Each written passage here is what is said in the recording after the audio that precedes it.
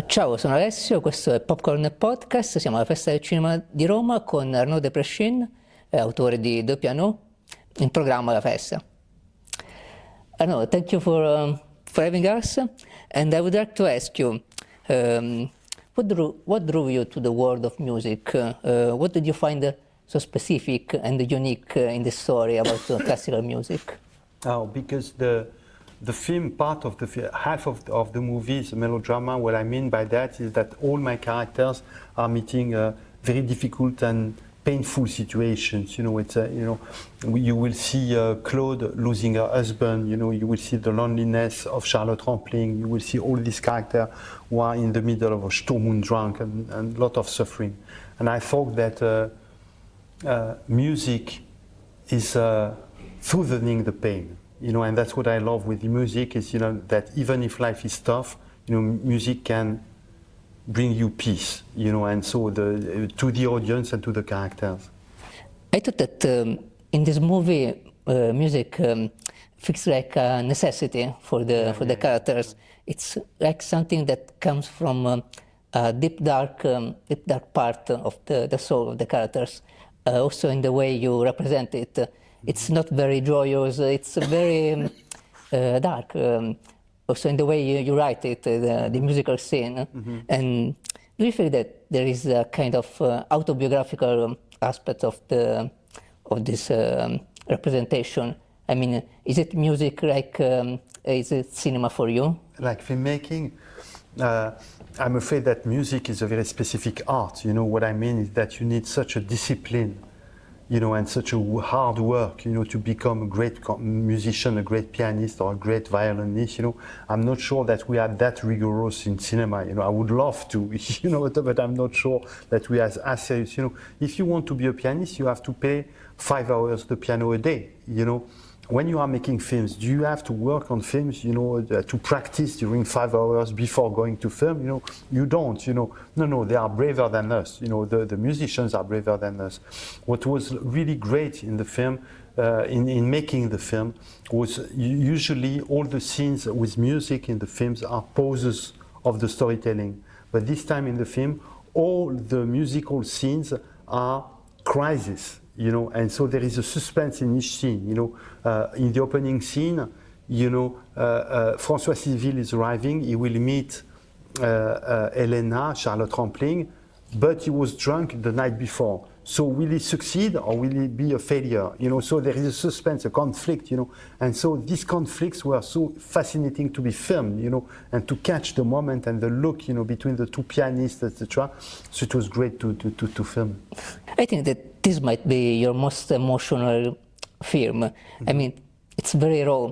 It's like the feelings are spilling out from the characters, from their wounds. Mm-hmm. And do you think that love is like a cure for loneliness, or is it destructive force? Surely, you know, love is destructive. I'm not sure.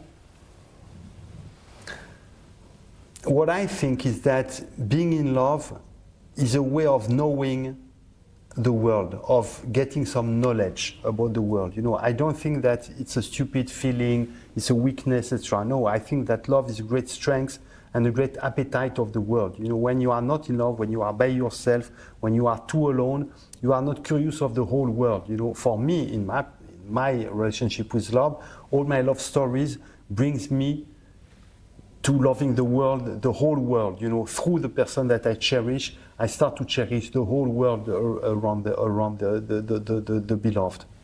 If you had to compare your movie to a musical structure, like a partita, concerto, rassonata, what would it be? A fugue. A fugue. Yeah, a fugue. You know, because you have all these motifs playing, you know, and you have Elena, and you have Pierre, and you have Simon, and you have Max, and you know, and so the motifs disappear and reappear, etc. And that's why I would compare it to a fugue. I find that in these movies, all characters have to do difficult choices, very, very difficult choices. And how did you decide what would it be their parts, their choices in the movie? what did you want to achieve by making them choose something or another? What did I want to achieve? And speaking, I think it's good to confront the characters to their contradiction. You say, okay, now wake up, and make a choice, you know. And as if, you know, if I take the beginning of the opening of the movie, in the opening of the movie, Matthias is coming back from the other part of the world, from Japan. He's in the airplane and he's arriving in Lyon. It's the city of his childhood, you know. And there he will meet a woman that he loved, you know, 8 years before, you know, an ancient love, and he fainted in front of her. You know, he just faints, and he falls on the ground. So is it a fainting? Is he asleep? No. He's awake, you know, because he spent these 8 years before the movie sleeping, as if he was sleeping. You know, he stopped the piano, he stopped his life, he stopped his love affairs, etc. And when he sees Nadia Tereskevich, at last he's awake, you know. And I think that would be the movement of contradiction, you know, that you could develop in the following scenes. And for me, at the start, this movie felt like a ghost movie, because the past has a really strong grip on the characters. They can't escape from their past. What is your relationship with the time and the past?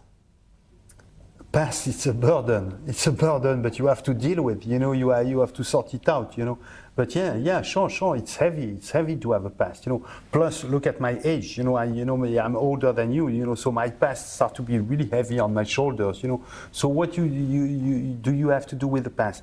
Can you sort it out?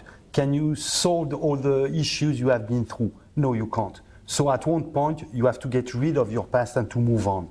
You know, and that's what Max, the character played by Hippolyte Girardot, is saying. You know, parfois il faut laisser les choses foutre le camp. Sometimes you just have to get rid of everything. You know, and so all these characters are trapped into their past, but they will have to move on.